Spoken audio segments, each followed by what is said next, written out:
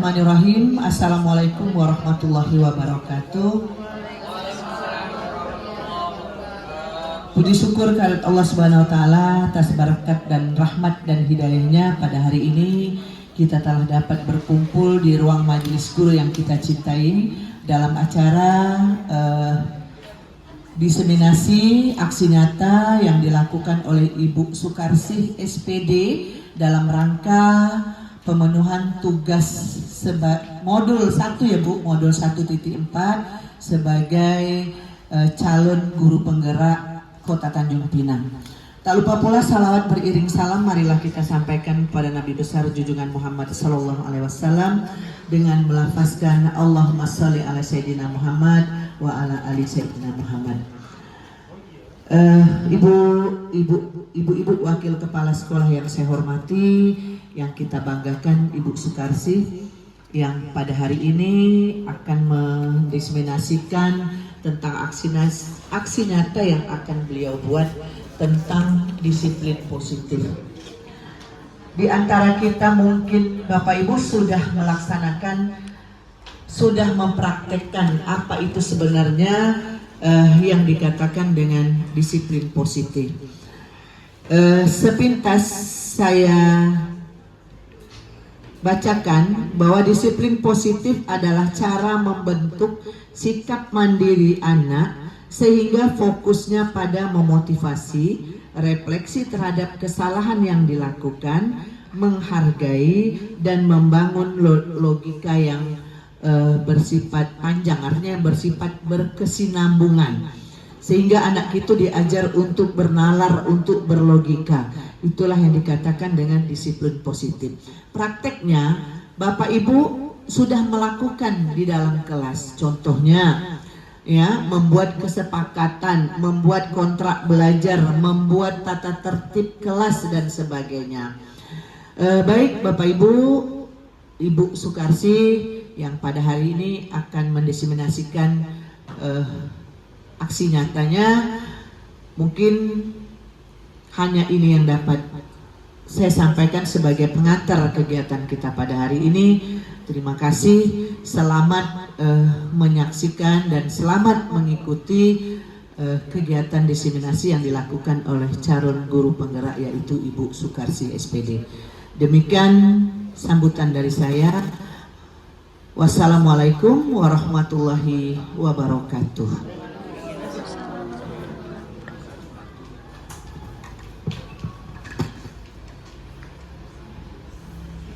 Bismillahirrahmanirrahim.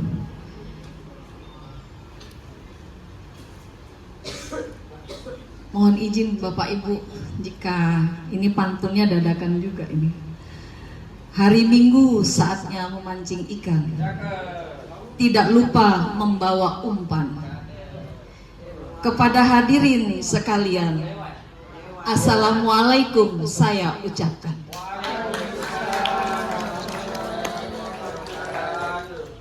Terima kasih atas support dan dukungannya dari keluarga besar SMP Negeri 2 yang tak henti-hentinya mensupport saya sampai di detik ini, sampai di saat ini dengan kegiatan yang luar biasa. Alhamdulillah saya bergabung di SMP Negeri 2 bertemu dengan Bapak Guru yang hebat-hebat semua, sehingga saya tertular untuk menjadi guru yang sedikit hebat. Baik Bapak Ibu, terima kasih yang sebesar-besarnya saya ucapkan kepada Ibu Kepala Sekolah, Ibu Erni Yusnita yang selalu memberi support dan dukungannya kepada saya untuk terus sampai berhasil di titik calon guru penggerak angkatan ke-11 Kota Tanjung Pinang. Jadi di guru penggerak ini banyak sekali ilmu yang saya pelajari dan itu berdampak yang positif luar biasa bagi saya. Jadi pembelajaran yang awalnya ketika saya masuk ke kelas hanya membawa buku, kemudian saya hanya menyampaikan ceramah, bahkan ketika saya untuk menyampaikan pembelajaran saya tidak sempat membuat video pembelajaran karena IT saya yang kurang memadai. Saya mencomotnya di YouTube orang lain. Tapi ketika saya masuk di guru penggerak, alhamdulillah, karena memaksakan diri untuk bisa, mau tidak mau harus bisa. Jadi sampai hari ini ketika tampil ke kelas, itu saya menikmati perubahan yang luar biasa. Jadi hari ini saya melakukan hal-hal yang positif, contohnya ketika saya memasukkan modul ajar saya.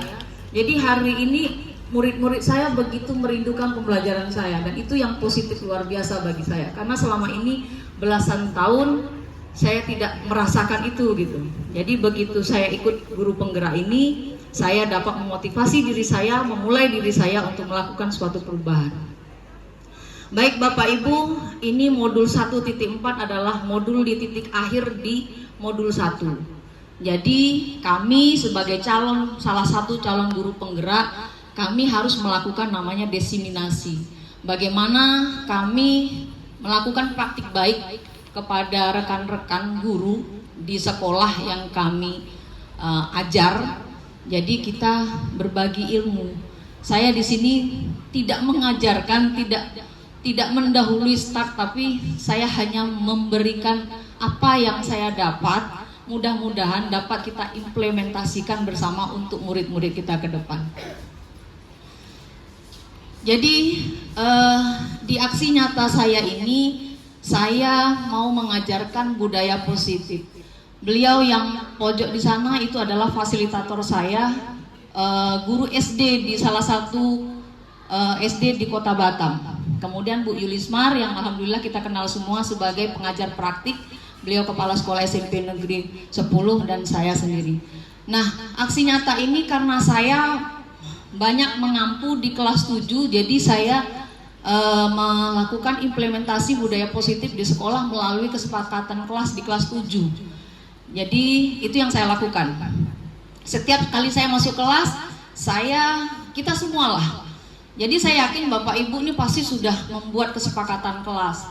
Jadi yang biasanya yang simpel-simpel aja kesepakatan kelas kita buat. Kemudian ini dia yang menjadi latar belakang saya adalah sekolah tempat di mana membentuk karakter bagi murid. Untuk itulah saya menerapkan budaya positif agar murid SMP Negeri 2 mempunyai bekal untuk masa yang akan datang. Jadi di sini murid adalah pelaksana utama atau sebagai subjeknya ketika di dalam sekolah. Ini yang melatar belakangi saya. Kemudian budaya positif. Lanjut di budaya positif, ini dia ada namanya perwujudan dari nilai dan keyakinan universal yang dilakukan sekolah membentuk generasi yang akan datang agar tertib, cerdas, dan bertanggung jawab. Lanjut deh. Nah, ini dia tujuan aksi nyata saya. Jadi disiplin positif yaitu kita membangun karakter dari murid-murid kita, bagaimana dia bisa memberdayakan disiplin positif itu sendiri. Kemudian menyusun kesepakatan kelas. Saya yakin Bapak Ibu semua sudah melakukan itu di kelas. Kemudian kita menumbuhkan karakter murid, karena hari ini kita memang perilaku murid, karakter murid yang luar biasa memang yang harus kita tingkatkan di segi moralnya. Kemudian menumbuhkan motivasi murid untuk menjadi dirinya sendiri. Jadi dirinya mempunyai kompetensi, nah itu yang kita kembangkan. Lanjut, ini dia budaya positif, yaitu banyak ya Bapak Ibu. Salah satunya adalah mengikuti tata tertib sekolah, seperti menjaga kebersihan sekolah, kemudian saling menghormati, saling menghargai, tutur kata yang sopan, berbahasa yang santun. Nah ini yang selalu saya terapkan. Kita tidak pintar, tidak apa-apa, karena menjadi orang pintar itu anugerah. Tetapi ketika kita berkarakter mulia, itu lebih diprioritaskan. Attention please. Pray.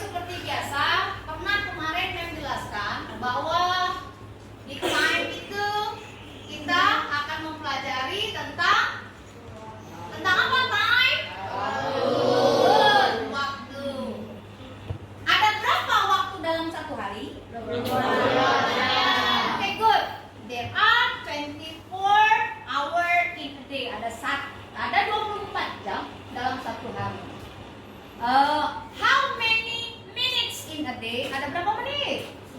Dalam 1 jam? Oke, 60 menit. Ada berapa detik dalam 1 menit? Oke, 60 second. Good. Nah, jadi hari ini kita belajar tentang time nih. Nah, mem suruh hari ini kita buat tentang time menggunakan portable time atau portable clock. Jadi anak mem buat nih tentang jamnya menggunakan kardus bekas. Ya. Nah, anak mem masih ingat kan? Dalam pembelajaran kita biasanya kita menggunakan ada class rule. Apa dia class rule? Aturan atau kesepakatan kelas. Apa kesepakatan kelas kita? Yang pertama apa? Oke, tidak boleh bising. Kedua kesepakatan kita apa? Iya, respect teacher and classmate. Hargai guru dan hargai teman. Kemudian apa lagi? Jangan makan di kelas, boleh. Kemudian apa lagi? No sleeping in class, ya kan? Ya, tidak ada tidur di dalam kelas. Apa lagi? Menghargai teman dan guru. Iya, good, menghargai teman dan guru. Nah, hari ini nih, kalau kita mempelajari tentang time, ya, kalau kita mempelajari nih, misalnya tadi Mem bilang, kalau dia lewat 15, berarti kita gunakan apa? Contoh misalnya, Mem ambil di sini jam 12, tapi dia lewatnya 15. Nah, kalau lewat 15, kita pakai a quarter past. Berarti kalau dia jam 12, lewat 15, a quarter past 12. Oke, ulangi. A quarter past 12. Good. Sekarang, kalau misalnya jam 1, kemudian 30. Kita menggunakan karena 30, maka dia a half. Setengah dari 60. Maka kita sebut dia a half past 1. Ada satu kan? Oke, good. Nah, sekarang kalau misalnya jam 2 nih, jam 2 lewat 45. Kita tukar nih, jam 2.45. Ini dia posisi. Oke, 2 lewat 45. A quarter to. 15 menit lagi menuju jam berikutnya. Kalau sekarang jam 2, maka a quarter to 3. Iya, a quarter to 3. 15 menit lagi menuju jam 3. Good.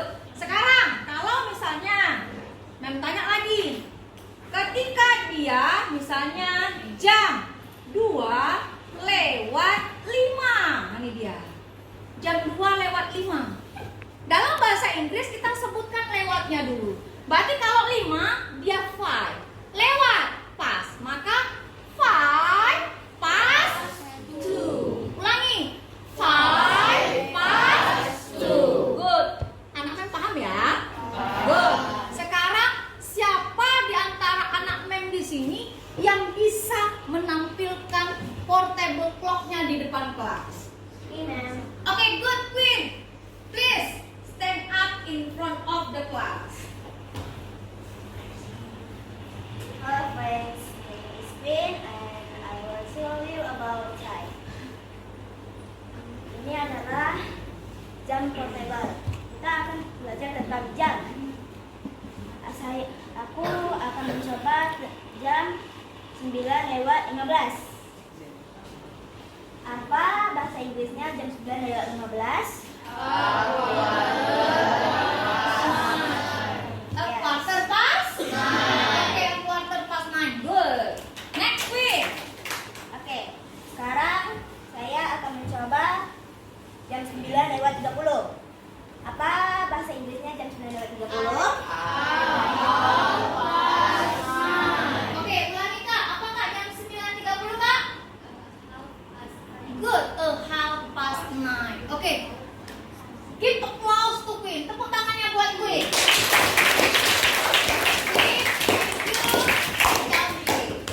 Oke, setelah Queen nih, siapa yang mau maju? Siapa yang mau maju ke depan?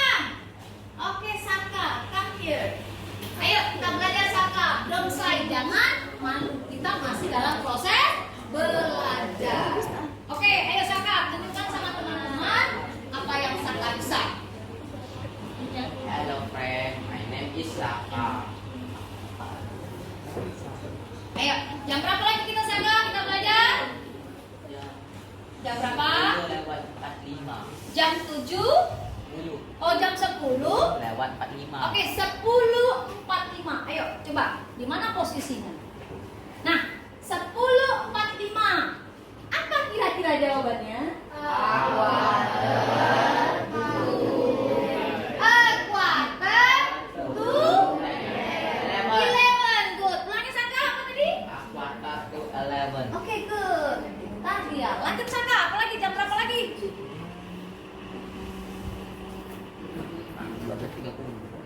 Hah?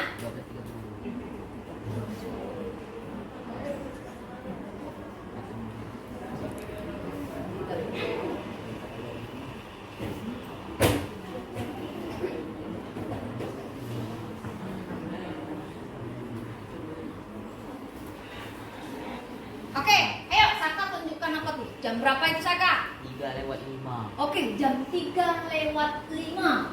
Berarti kita sebutkan apanya dulu? Lewatnya. Oke, raise your hand. Kira-kira siapa yang bisa jawab? Angkat tangannya. Ayo.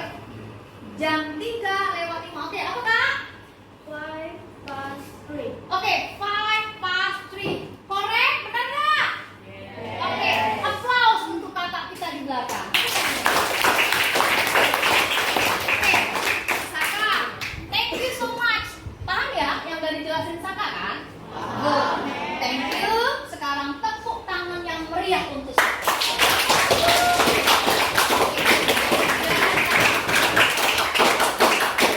Good. Dan sekarang anak mem coba kerjakan atau bertanya sama temennya yang ada jam portable-nya di meja itu. Bertanya, kemudian coba menjawab menggunakan bahasa Inggrisnya. Ayo.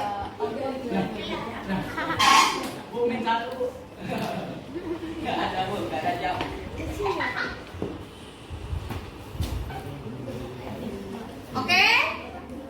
Dah, paham ya kira-kira anak mem ya? Oke. Nah, sekarang mem tanya, dari pembelajaran kita sudah kesepakatan kelas nih. Kita sudah belajar tentang time nih. Apa yang bisa anak mem refleksikan hari ini? Apa kira-kira pembelajaran itu bagi anak mem sekarang apa? Are you happy? Oke. Kira-kira Queen, apa yang Queen dapat pelajaran dari hari ini? I think we learn about time is good Is good. for everyone in class. Oke, good. Jadi kata Queen, learning time it's good for everyone in the class. Benar nggak? Bermanfaat nggak untuk kita di kelas? Good. Nah, jadi pembelajaran hari ini kita sudah paham nih tentang masalah jam. Kemudian anak mem sudah buat nih menggunakan kardus bekas. Jadi bisa praktek sama teman-temannya sehingga bisa digunakan. Bagaimana cara menyebut jam menggunakan bahasa Inggris? Good. Nah, sekarang pembelajaran tentang time sudah selesai. Anak mem sudah bisa mengevaluasi dan merefleksikan pembelajaran kita hari ini. Satu hal, nanti mem akan kasih namanya quizzes, yaitu pertanyaan dalam berbentuk quiz. Jadi online, anak mem nanti gunakan pakai handphone saja di rumah, kemudian nanti diklik ya, dijawab, nanti jawaban anak mem akan langsung terekam sama mem. Jadi mem tahu nih sampai di mana kemampuan anak mem. Bisa? Bisa. Good. Okay. Thank you so much for our attention today, and then we will learn English next day. Please, attention please. Keep reading. Assalamualaikum warahmatullahi wabarakatuh. Waalaikumsalam warahmatullahi wabarakatuh. Afternoon, ma'am. Good afternoon, ma'am. Oke, today hari ini kita akan belajar tentang time.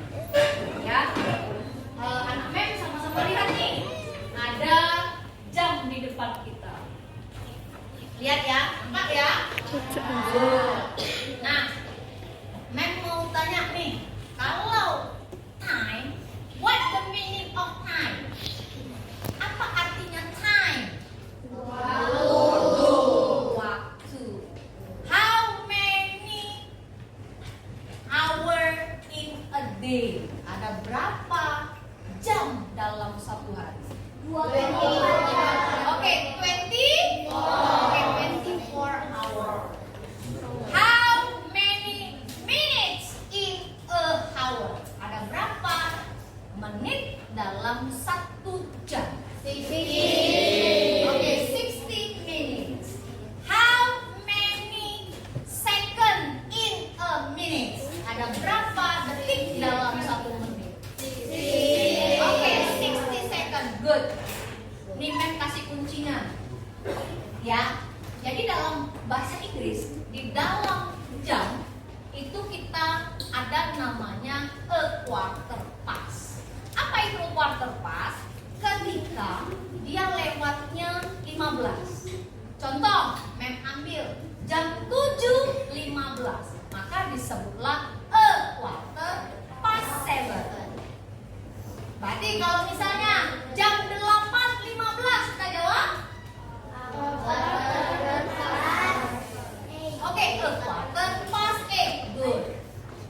Kemudian ada lagi namanya a quarter to. Ketika a quarter to, maka penggunaannya lewatnya 45. Contoh, Mem bilang jam 9 lewat 45. A quarter to 10. Oke, sekarang Mem coba lagi. Kalau jam 4.45, a quarter to 5. Good, excellent, bagus sekali. Sekarang lagi nih, tadi kan 1 menitnya ada 60 detik, 1 jamnya ada 60 menit. Setengah dari 60 dia 30. Bahasa Inggrisnya setengah, maka dia a half. Berarti kalau misalnya Mem bilang jam 3.30, maka a half past 3. Kalau jam 1.30, oke, a half past 1. Good. Jadi itu cluenya. Satu hal lagi. Ketika dia lewatnya, contoh, misalnya Mem sebutkan jam 7:09, maka kita sebutkan lewatnya dulu. Apa lewatnya? 9. Berarti 9 past 7. Sekarang ambil contoh, misalnya jam 12 lewat 10. Kita jawab 12 lewat 10. Sebutkan lewatnya dulu. 12 lewat 10. 10 past 12. Good. 10 past 12. Nah, ini selesai ini. Easy kan? Easy kan? Easy. Oke. Ini anak-anak kayaknya kurang seger nih. Kita sebutkan yel-yel kita. Ya, ada berapa kelompok kita? 7. Ada 7. Ada 7 group. Oke, good. Lomba nih ya. Kita semangat ya. Oke, ayo. Kelompok 1. Oke, good. Kelompok 2. Good. Kelompok 3. Keren.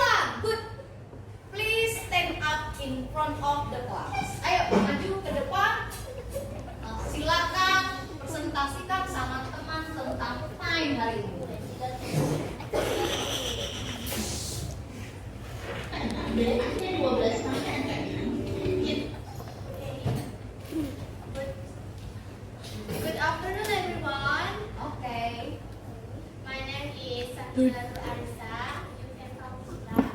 Jadi kita akan membahas tentang time yang sudah Mem jelaskan tadi. Jadi sekarang ayo kita coba. Ayo, jam berapa nih Sila? Sila mau tanya sama teman-teman nih. Bisa jawab ya anak Mem ya. Please raise hand your hand. Yang angkat tangannya kalau bisa jawab. Ayo, silakan Sila. Nih, ada jam 2.30. Siapa yang bisa jawab? Ayo. Saya. Oke, Tasya. Half past 2. Half past 2. Oke, keep applause. Ada lagi nggak? Ada satu lagi. Oke, keren ya anak Mem, mulai pintar. Ayo.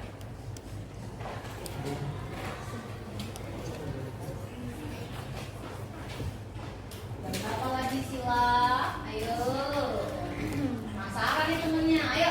Dan berapa Sila? Ada jam 7:50. Siapa yang bisa jawab? Ayo, jam 7.50. Oke, ini. Quarter to 8. Lewat 50. Jam 7:50. Lewat 50 berarti kita pakai apa? Menit ya? Ya. Oke, berapa Kak? Berapa menit Kak? Menuju jam berapa? 10 minutes to 8. 10 minutes to 8. Benar nggak? Benar. Oke, tepuk tangan. Good. Oke. Oke, jadi sekian dari saya. Saya pamit.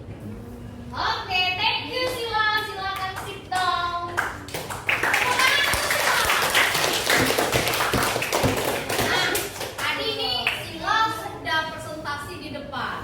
Mem mau nih anak Mem yang jagoan, yang cowok, yang bisa presentasi ke depan. Siapa kira-kira? Raise your hand. Saya Mem. Oke, Rasya, silakan stand up. Ayo kita dengerin sama-sama ya. Rasya mau presentasi. Hello friends, my name is Rasya Fariski. You can tell me Rasya. Setelah tadi Sila. dan juga Ibu Mem yang telah menjelaskan Ya. Oke. Saya ingin memberi soal nih. Kita ada 2. Yang pertama jam berapa Rasya? Ayo, siapa yang bisa jawab? Angkat tangannya. Jam berapa Rasya?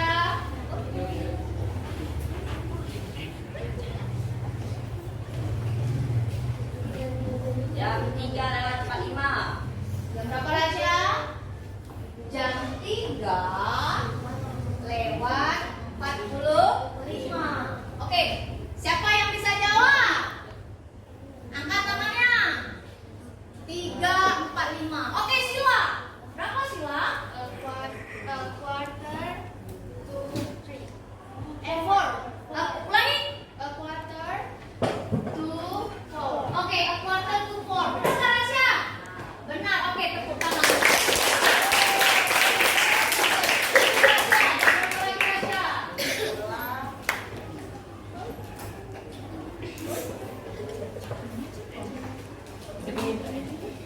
Oke, jam berapa Rasya? Ada jam 4:15. Ada bisa jawab ini enggak?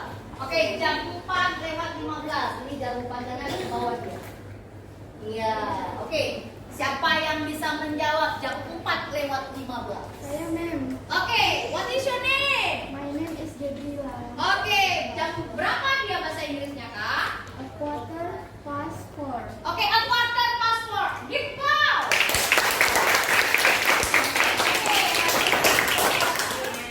Oke, thank you Rasya. Tepuk tangan untuk Rasya. Nah, kita sudah belajar nih tentang time. Sekarang jam yang anak Mem buat, coba diskusikan sama teman-temannya nih. Kira-kira jam berapa? Tanya sama temennya. Bisa nggak temennya menjawab? Ayo, coba kita kerja sama, kita discussion. Ayo, jawab. Kira-kira berapa jamnya? Saling bertanya sama temennya.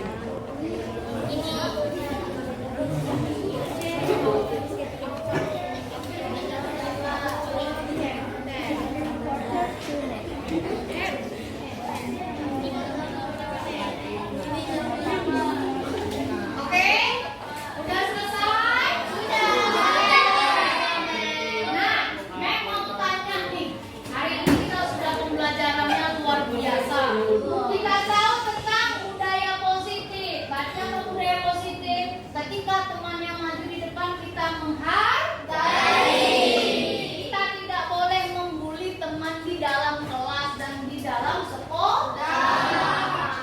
Kita harus menghargai guru dan menghargai teman.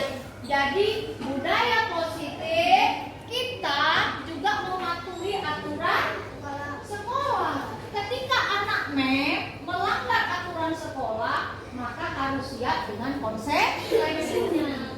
Ya kan?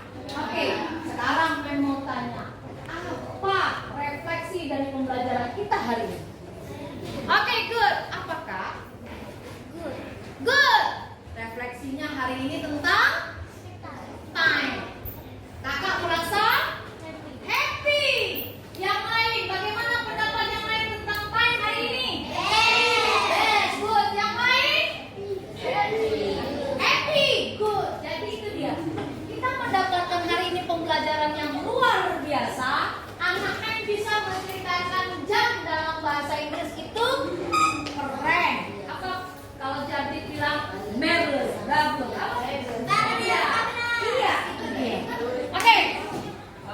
Thank you so much for our attention today. Terima kasih atas pembelajaran hari ini. Mem harap kita diskusi bisa membuat namanya jam portable. Sama-sama kita tahu menggunakannya. Oke? Mem ucapkan thank you so much dan Mem ucapkan assalamualaikum warahmatullahi wabarakatuh.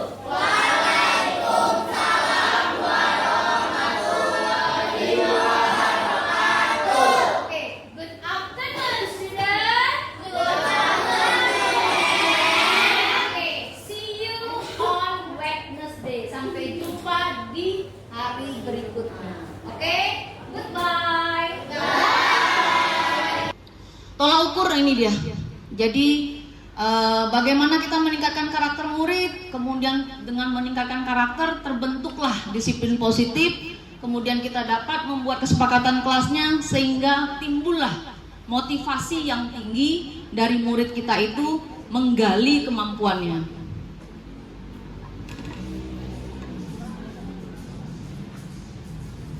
Kemudian lini masa, ini dia. Jadi penerapan budaya positif di SMP 2 ini dilakukan setiap 1 semester. Jadi kita semester ini melakukan perubahan. Nah, apabila diyakini belum mencapai titik maksimal, maka kita melakukan perubahan yang lebih maksimal lagi di semester berikutnya. Jadi continue, berkelanjutan dia. Lanjut, di sini juga kita ada namanya bagaimana peran dari guru sebagai seorang pendidik untuk selalu membimbing dan memotivasi murid-murid kita ke depan.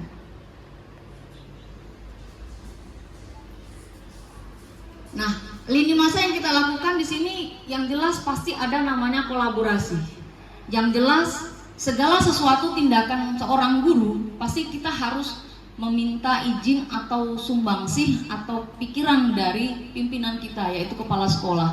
Bagaimana saran terbaik beliau sehingga apa yang dapat kita lakukan guna membuat murid-murid kita menjadi pribadi-pribadi yang berkarakter mulia. Nah, budaya positif ini juga sendiri dilakukan setelah kita dan seluruh namanya rekan sejawat, baik guru itu sendiri, tapi kita melibatkan seluruh warga sekolah. Siapa sih warga sekolah itu? Jadi di situ ada orang tua, ada komite, terus banyaklah yang warga sekolah yang kita libatkan dalam pembentukan karakter ini. Nah, ide-ide yang menjadi kesepakatan kelas nih Bapak Ibu.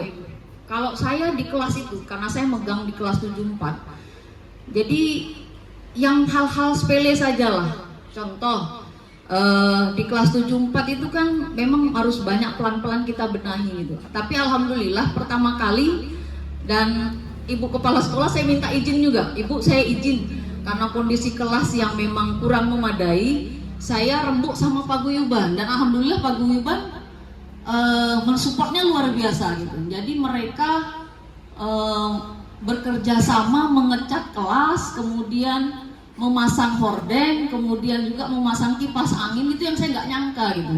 Bahkan orang tua menyiapkan air galonnya untuk murid-murid atau anak-anaknya gitu. Karena dia merasa ketika anaknya jajan di kantin suka batuk-batuk gitu loh. Jadi menyediakan air galon kemudian isi ulang atau dia. Jadi itu yang di kelas saya lakukan untuk itu dari orang tua. Dan saya luar biasa nih orang tua yang sangat welcome gitu. Jadi saya sudah melaporkan sama kepala sekolah, alhamdulillah ibu mendukung juga nih. Oh, silakan Bu Asih, silakan katanya. Jadi ya saya jalan dan alhamdulillah mudah-mudahan kelas-kelas yang lain tertular budaya positifnya. Baik, lanjut. Ini di sini juga kita ada, ini dia. Yang jelas tadi nomor 1 saya bilang saya nggak akan bisa sampai di tahap ini tanpa dukungan kepala sekolah dan rekan-rekan semua. Alhamdulillah rekan-rekan ini luar biasa memotivasi saya yang dalam hari ini sampai hari ini 2 kegiatan sekaligus yang memang terasa jalan ini pundaknya agak oleng-oleng juga gitu. Jadi memang ya mudah-mudahan di akhir tahun ini ketika kita berbuat baik, mudah-mudahan Allah mengijabah doa dan memudahkan langkah saya. Oke, dan kemudian ini dia, ini dokumentasi yang baru tadi pagi saya ambil dadakan ini karena saya nggak tahu, pikir saya mau besok kegiatan ini, ternyata ibu bilang udah ayo Bu Asih lanjut. Jadi ini di kelas saya, kondisi di depan kelas. Lanjut deh. Kemudian ini dia. Ini hanya segelintir kesepakatan kelas yang saya buat. Tapi biasanya kalau untuk saya mapel saya tuh saya buat misalnya don't make noise gitu, tidak bising, don't sleep at class. Nah seperti itu kalau saya ngajar. Tapi ini kesepakatan kelas saya tadi tuh, contohnya tadi tuh menjaga perlengkapan kelas, menjaga kebersihan kelas. Nah itu dia.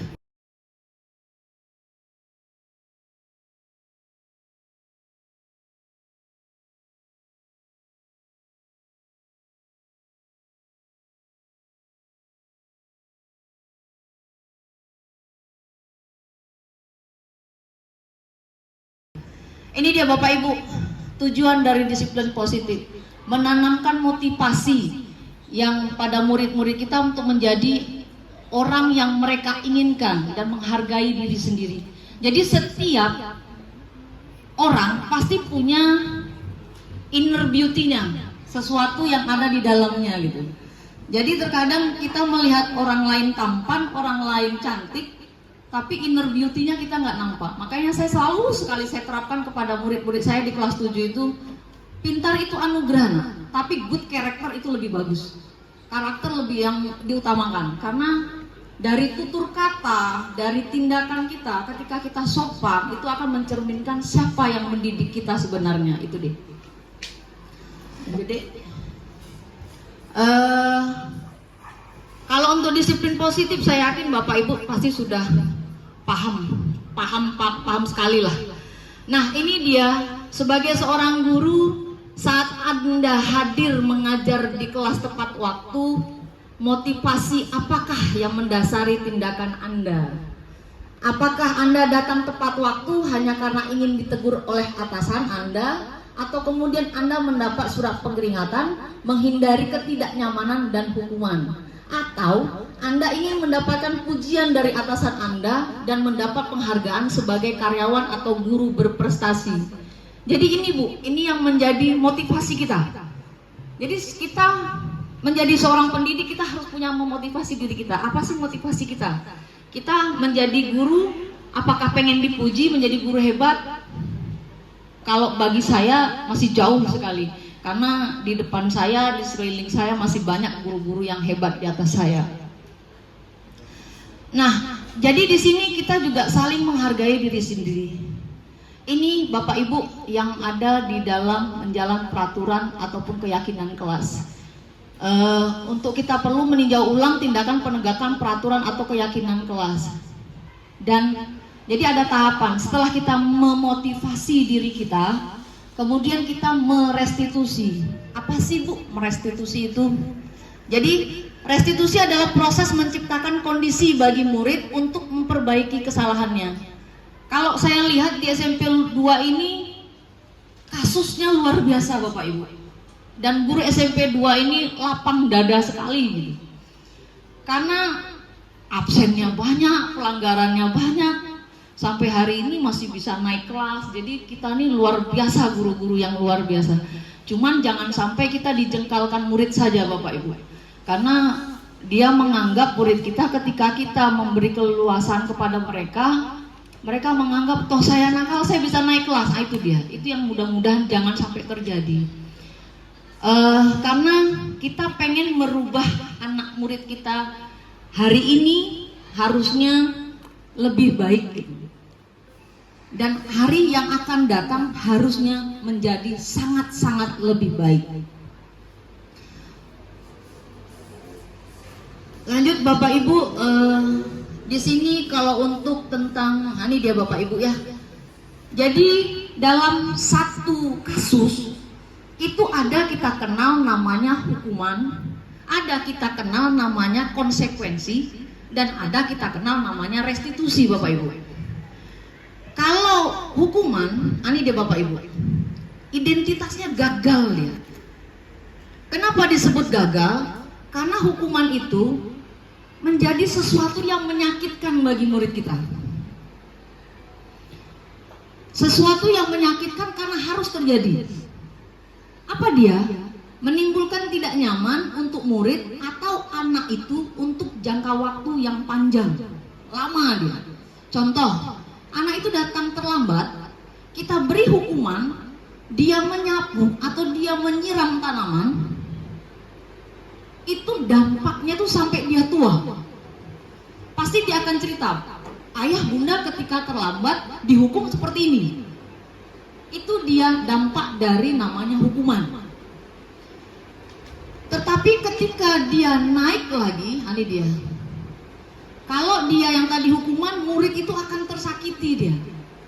Kemudian sistemnya tidak akan berjalan bila murid tidak ada timbul rasa takutnya. Hari ini dia buat kesalahan, ketika kita beri hukuman tidak menjamin besok nggak akan melakukan lagi. Itu dia. Nah, tetapi ketika dia yang menjadikan identitas berhasil Bapak Ibu, kita meningkatkan adanya namanya konsekuensi dan restitusi. Apa itu konsekuensi? Dia Bapak Ibu. Konsekuensi itu sesuatu yang harus terjadi. Penguatannya hanya bertahan dalam jangka waktu pendek. Contoh misalnya, jadi ketika terlambat masuk di kelas 5 menit, konsekuensinya apa? Berarti Anda pulang juga terlambat 5 menit, itu konsekuensi. Tapi dia tidak akan dampaknya panjang, tidak. Kemudian murid atau anak dibuat memang merasa tidak nyaman dia. Pada saat itu dia tidak nyaman, karena dia ada konsekuensi yang harus dia lakukan atas perbuatannya. Nah, tetapi untuk itu semua diperlukan apa? Monitoring. Jadi kita sebagai guru ini mengawasi. Oh, kamu melakukan kesalahan, nah kita bina, kita bimbing sesuai dengan kesalahan kamu, konsekuensi yang kamu hadapi seperti ini. Nah, setelah itu baru kita naikkan dia menjadi restitusi. Nah, apa dia restitusi? Dia menguatkan murid atau anak dalam jangka waktu yang panjang ya. Murid mendapatkan penguatan dan masalah terpecahkan, kemudian murid juga belajar bertanggung jawab. Maksudnya begini Bapak Ibu. Jadi ketika murid kita sudah melakukan restitusi, dia akan bertanggung jawab atas kesalahannya. Karena selama ini yang kita lakukan adalah ketika anak berbuat salah, kita tidak jarang sekali kita mencari solusi. Kenapa kamu melakukan itu? Tetapi apa yang terjadi ketika anak melakukan salah, pasti kita memberikan hukuman. Itu saya. Jadi setelah saya belajar di sini, makanya berusaha bagaimana menjadi posisi kontrol kita sebagai seorang guru. Jadi banyak ya Bapak Ibu sebagai posisi kontrol itu. Salah satunya mungkin penghukum. Kalau penghukum ini kita gurunya bisa Bapak Ibu.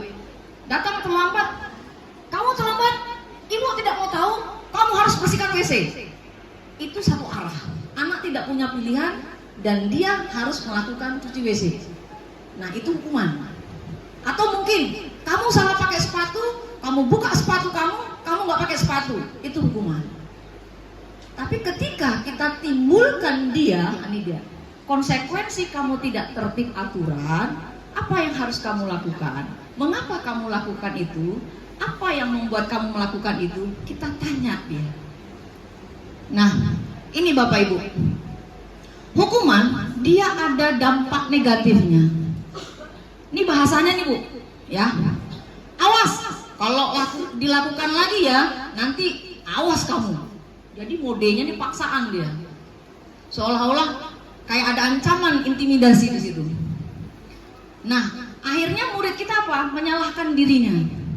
Sehingga konsep dirinya dia merasa buruk. Tetapi ketika konsekuensi dia netral Bapak Ibu.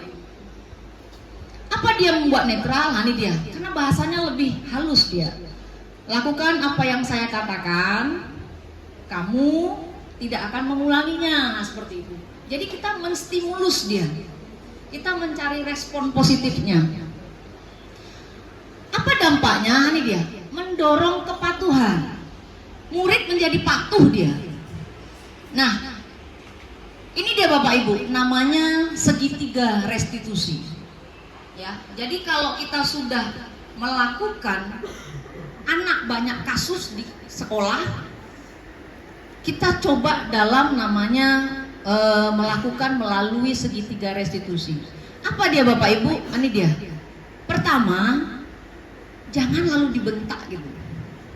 Pasti contohlah, dia pakai sepatu yang tidak sesuai dengan aturan sekolah. Dia tahu tuh dia salah. Saya yakin tuh. Bagaimana caranya kita menstabilkan identitas murid kita? Oke nah, kamu tahu ya kamu salah. Kenapa kamu salah? Kita gali dia. Oh maaf Bu, saya pakai sepatunya tidak sesuai dengan aturan sekolah. Nah, setelah itu kita validasi tindakan yang salahnya. Bagaimana caranya dia ketika dia melakukan kesalahan, dia menyadari, kemudian dia melakukan tindakan positif dari kesalahannya. Sehingga yang terakhir ini dia, meyakinkan keyakinan. Kita balikan lagi Bapak Ibu. Sayang, di sekolah kan ada aturan kan? Nah, keyakinan kelas kita ada kan? Keyakinan sekolah ada kan? Kira-kira kamu nih nggak pakai sepatu yang sesuai aturan sekolah, apa yang sudah kamu langgar? Kita tanya siswanya, pendekatan secara responsif dengan murid kita, dan itu akan menimbulkan dampak murid kita, menimbulkan rasa tanggung jawabnya yang luar biasa. Lanjut Bapak Ibu, di sini ada, ini dia Bapak Ibu, ini kasus Bapak Ibu.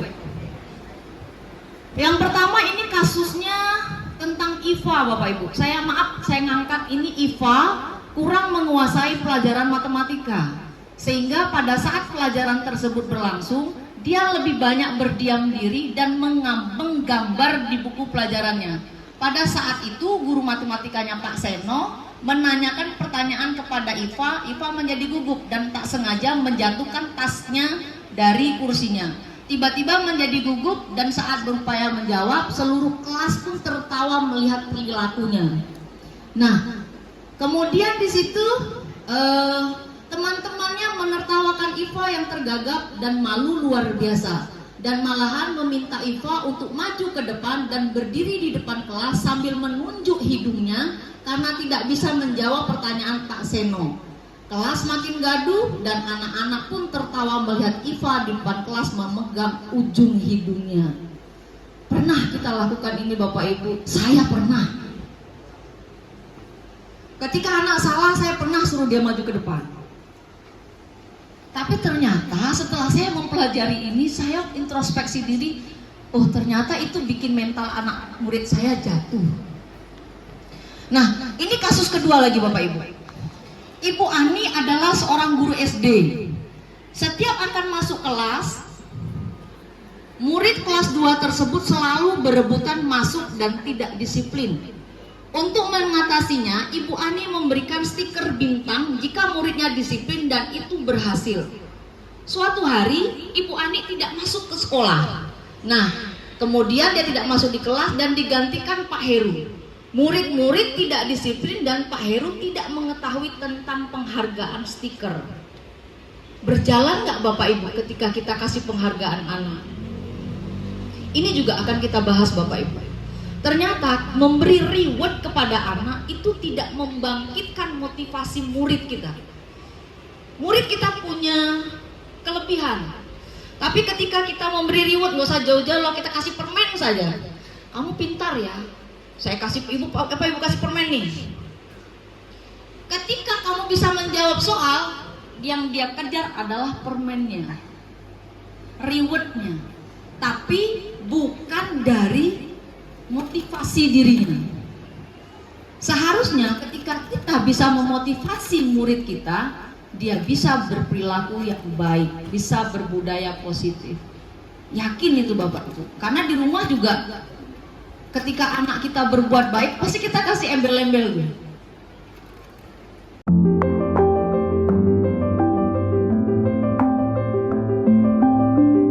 Warahmatullahi wabarakatuh. Nama saya Ibu Sukarsi, salah satu guru di SMP Negeri 2 Tanjung Pinang. Saya mengajar sebagai salah satu guru bahasa Inggris di kelas 7 dan kelas 8. Kemudian juga saya mengajar di kelas 9. Dalam hal ini saya akan melakukan segitiga restitusi, yaitu mengangkat kasus yang terjadi di sekolah dengan bagaimana caranya kita menstabilkan identitas, kemudian validasi tindakan, dan juga tentang menanyakan keyakinan. Saya akan mengangkat 2 kasus yang terjadi di lingkungan SMP Negeri 2. Kasus pertama yaitu terjadi pada seorang siswi yang bernama Ferrari dari kelas 93. Kasusnya adalah Ferrari datang tidak tepat waktu atau terlambat datang ke sekolah, sehingga saya menanyakan keyakinan dan memvalidasi tindakan saya. Baik, saya akan bersama dengan siswi saya melakukan segitiga restitusi. Selamat pagi Ferrari. Selamat pagi, Mem.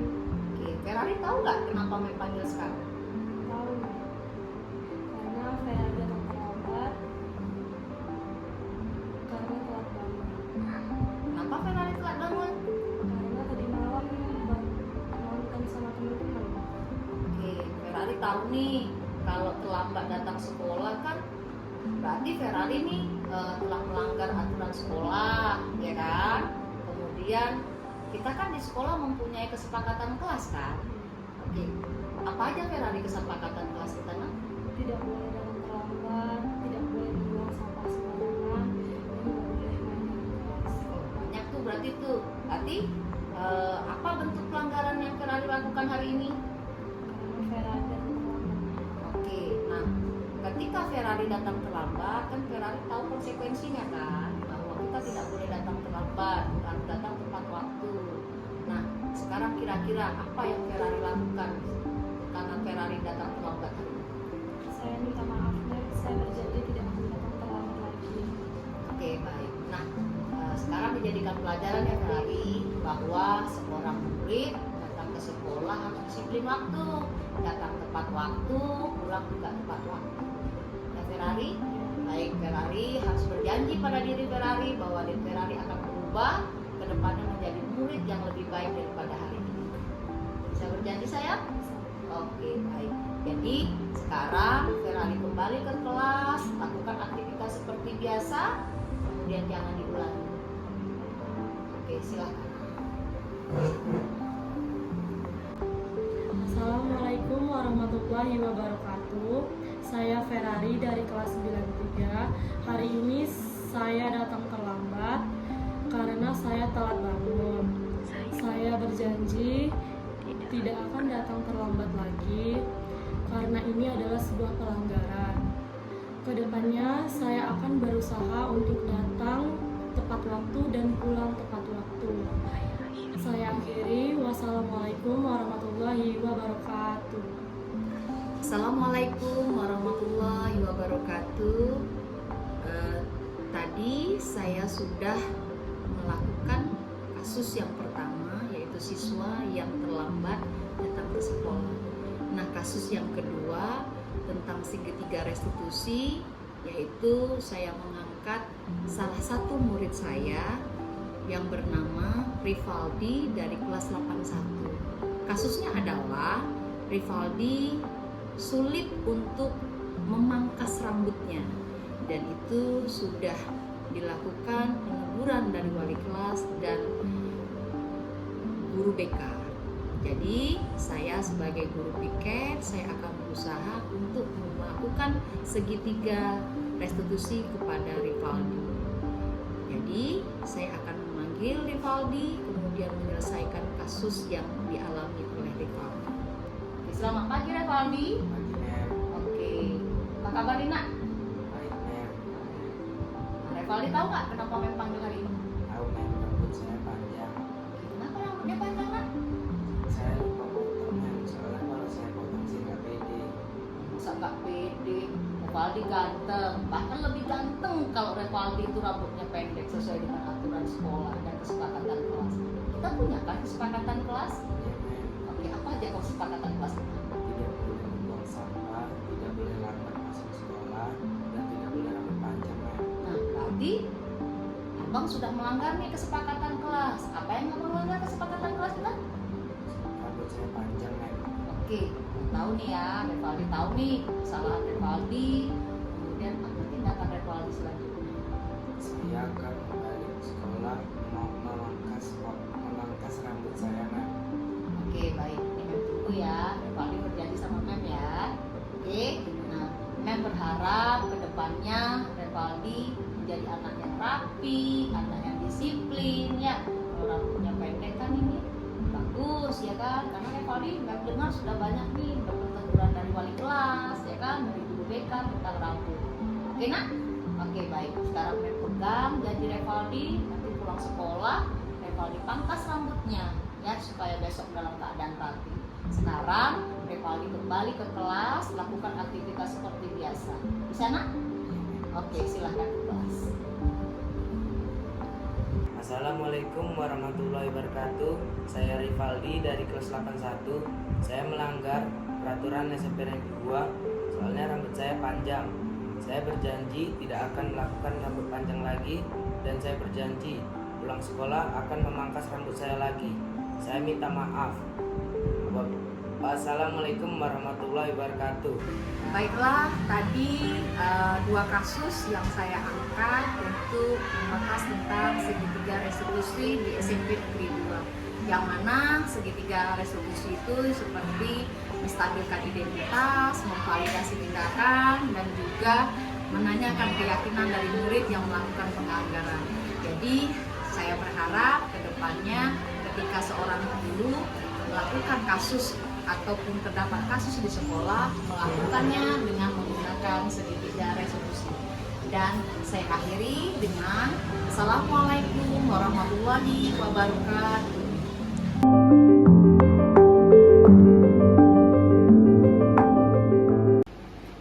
Lanjut deh.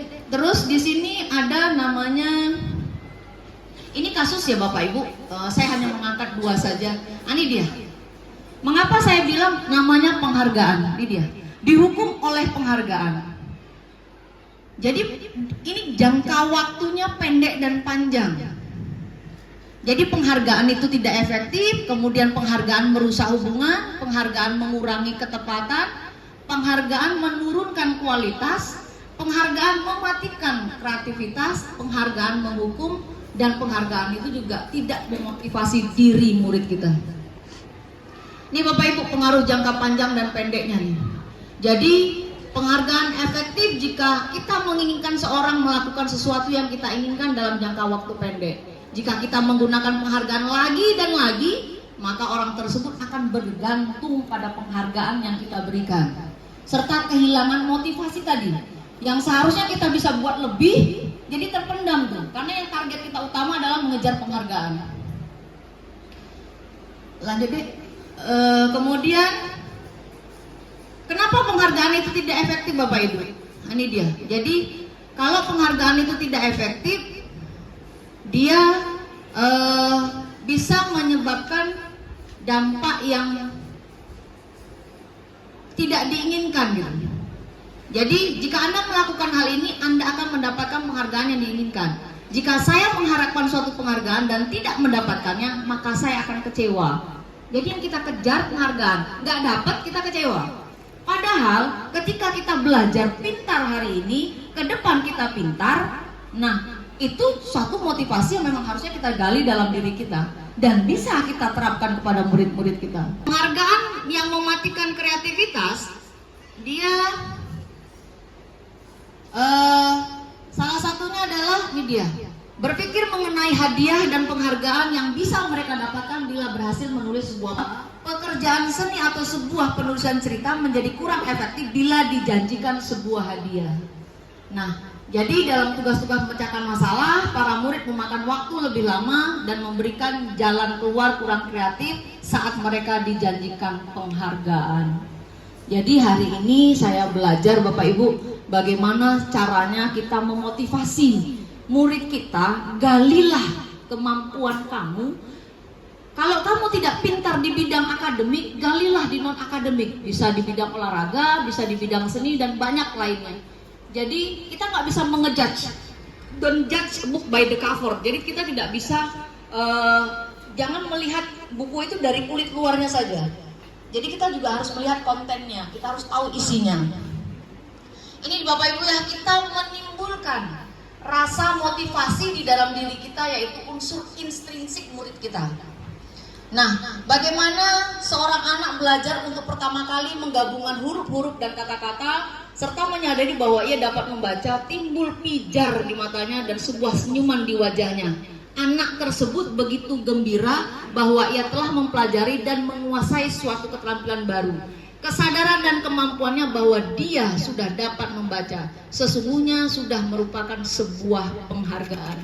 Jadi ketika kita bisa nih Bapak Ibu, tanpa ada iming-iming, bangganya kita luar biasa. Kenapa? Karena kita bisa, karena kita biasa. Jadi bisa melakukan sesuatu karena kita terbiasa. Kemudian juga di sini Bapak Ibu ada juga tentang cara memberikan penghargaan kepada seorang anak saat sedang merasa bangga dan pencapaian sendiri, maka kita akan mengambil kegembiraan yang saat itu sedang dirasakan secara alamiah. Jadi kalau dia bisa dengan usahanya sendiri, kalau tidak diiming-imingi reward ataupun hadiah, itu jauh lebih berdampak yang luar biasa Bapak Ibu. Ini dia Bapak Ibu. Saya mau tanya nih Bapak Ibu. Kita bedakan. Ini hukuman atau konsekuensi? Contoh, misalnya melepas sepatu karena salah memakai sepatu. Jadi anak kita suruh copot nih sepatunya karena memakai sepatu tidak sesuai dengan aturan sekolah. Ini masuk hukuman atau konsekuensi? Mencopot sepatu. Ayo Bapak Ibu, hukuman atau konsekuensi? Hukuman, bagus. Ada yang lain? Oke, kemudian nih, membersihkan toilet karena terlambat sekolah. Hukuman atau konsekuensi Bapak Ibu? Hukuman. Berlari keliling lapangan karena terlambat pelajaran PJOK. Hukuman atau konsekuensi? Hukuman atau konsekuensi? Bukan konsekuensi, karena masih belajar PJOK nih. Dia kan terlambat, maka kenapa dia berlari keliling? Yang saya ambil di kelas dan di lingkungan sekolah sebagai dokumentasi. Lanjut Pak.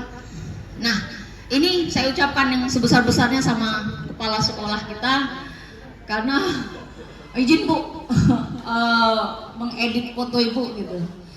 Jadi Bapak Ibu, inilah bagaimana caranya kita mengangkat segitiga restitusi ketika menghadapi kasus-kasus yang ada di sekolah. Banyak kasus ya Bapak Ibu.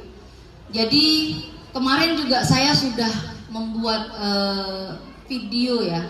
Saya mengangkat kasus, kemudian kasus anak, kemudian saya videokan. itu kita menampilkan bagaimana segitiga restitusinya Bapak Ibu. Pertama saya ambil contohnya itu anak yang terlambat datang kelas. Datang ke sekolah dia terlambat. Dia datang, kebetulan saya piket waktu itu. Saya tanya, kenapa kamu terlambat? Ternyata dia bilang, iya Bu, saya tadi malam nonton sama kawan-kawan saya di TCC, pulangnya jam 12 malam. Sehingga paginya nggak kebangun, bangun-bangun sudah terlambat. Bangunnya jam 6.45, hampir jam 7. Baru dia masuk ke sekolah. Kemudian saya stabilkan identitas dia. Saya tanya, saya memvalidasi tindakannya, kemudian saya menanyakan keyakinannya.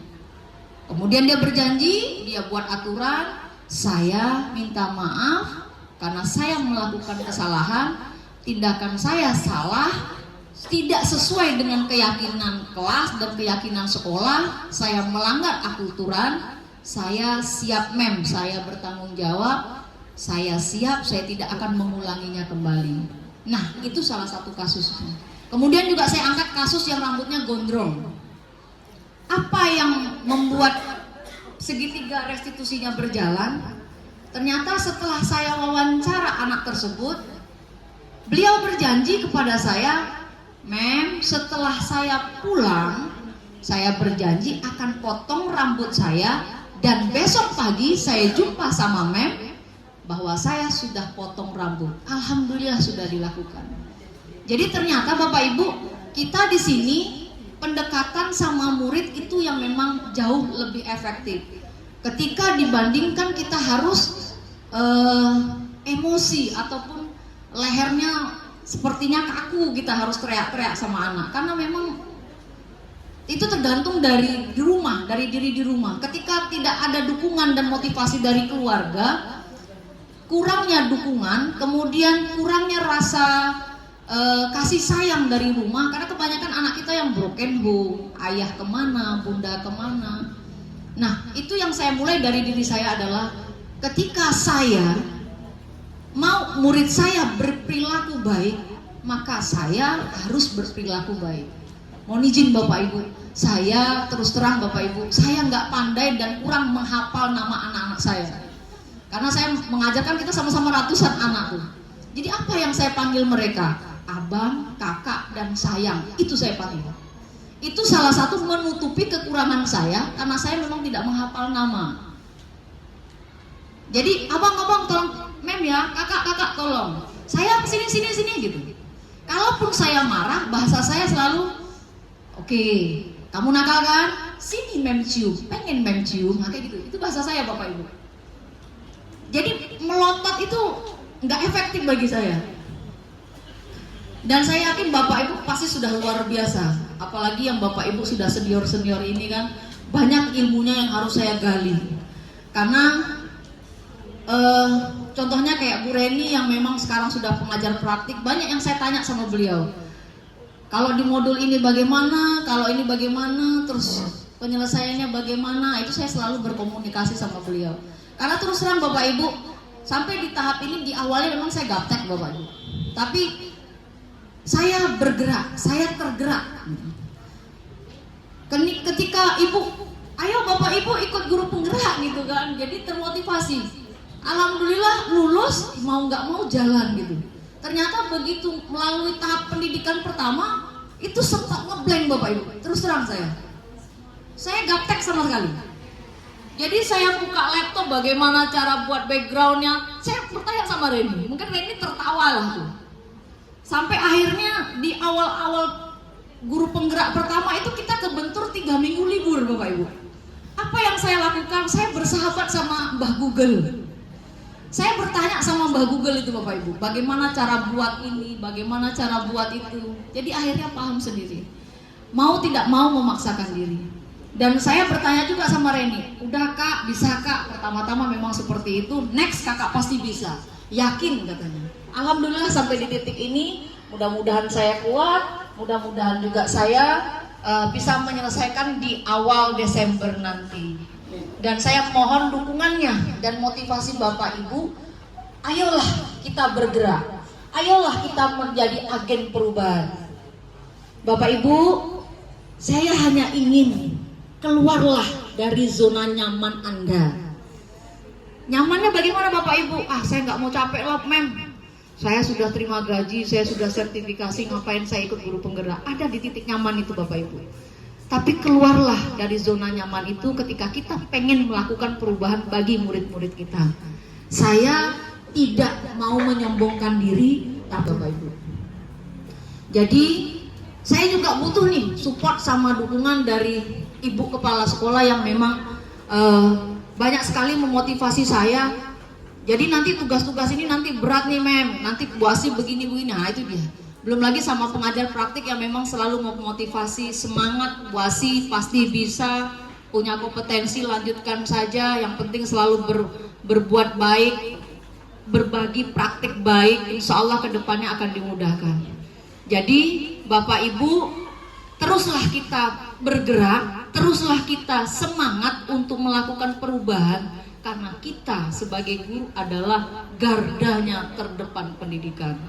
Jadi Bapak Ibu, saya mengharapkanlah kita bisa menjadi teamwork, kita bisa berkolaborasi bersama untuk meningkatkan, mencerdaskan murid-murid kita, khususnya di SMP Negeri 2 yang penuh dengan banyak sekali kemampuan anak-anak kita yang luar biasa.